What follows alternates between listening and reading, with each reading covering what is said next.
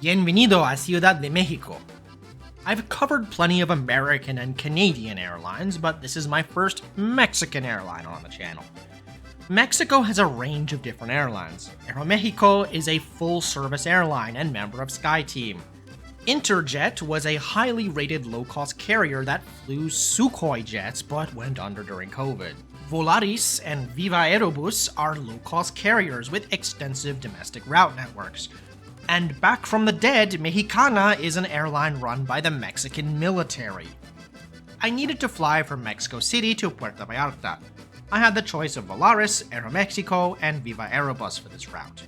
I needed to be in Puerto Vallarta at a specific time, and Volaris didn't work. And my Mexican friends said they'd lose all respect for me if I took Viva Aerobus, so AeroMexico it was. AeroMexico really tried to upsell me before the flight.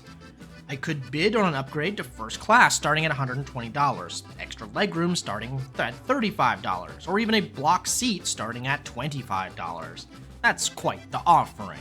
For the record, my flight was completely sold out. I took an Uber to Benito Juarez, though you could also take the metro. They didn't post the gate, just like the Europeans, but at least they posted the hall the flight would depart from.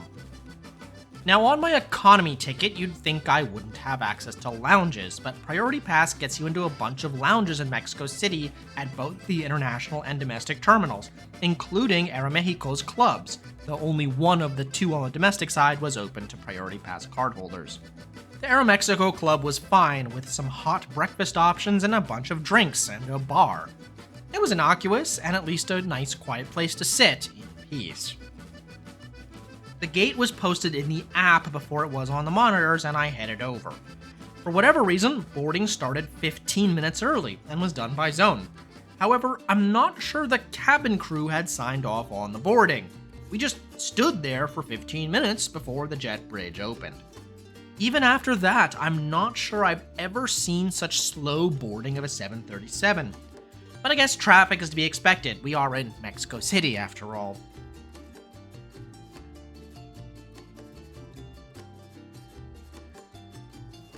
This plane's interior should look familiar to Delta flyers, which shouldn't be that surprising since Delta owns 20% of AeroMexico.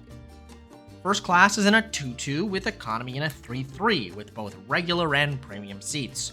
I was back in regular old economy in 18F. This interior was pretty nice. The seats were fairly comfortable and well padded, not more slimline modern garbage. Legroom was also acceptable at 31 inches. The only downside of the older interior were the older, smaller overhead bins, not the larger new Boeing Sky interior. There's no AC power, but there is USB. Boarding continued to take an absolute eternity. From start to finish, it took at least 40 minutes to get everyone on board. Announcements were done in both English and Spanish.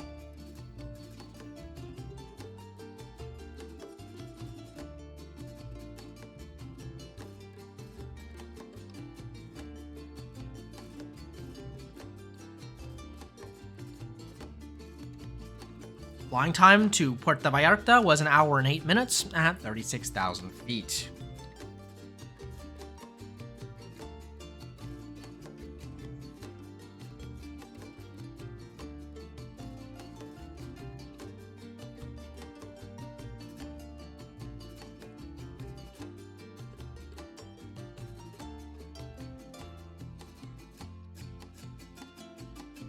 Let's talk entertainment. AeroMexico has free in-flight messaging.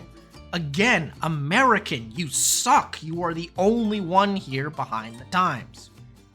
Wi-Fi was 190 pesos for 1 hour and 325 pesos for the whole flight, which, given the flying time, made no sense.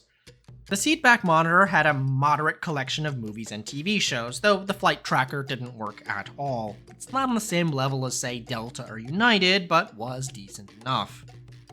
Even on this short flight, there's a free beverage and snack service. There was a baggie of nuts and dried fruit. On longer flights, there's even a more substantial meal in economy for free. And hey, I'm so sick of Biscoff cookies at this point, I appreciate the variety. We passed over Guadalajara before beginning our descent into Puerto Vallarta.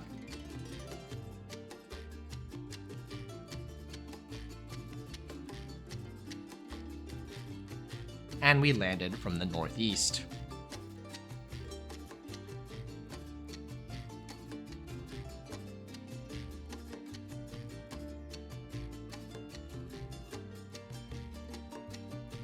So AeroMexico's economy on the 737. It honestly was as good as a mainline US airline, if not slightly better to be honest. The older seats are more comfortable, you get in-seat entertainment, and the crew was quite pleasant, at least speaking Spanish. Yes, things were a bit hectic during boarding, but well, everything is just a bit more disorganized south of the border.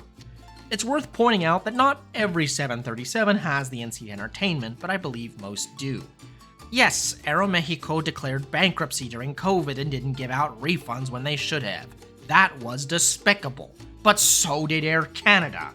But I'd be more than happy to take AeroMexico the next time I need to practice my Spanish.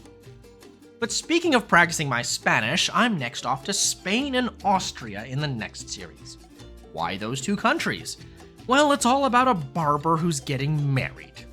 Thanks for watching, and I'll see you all in Figaro Went Yodeling.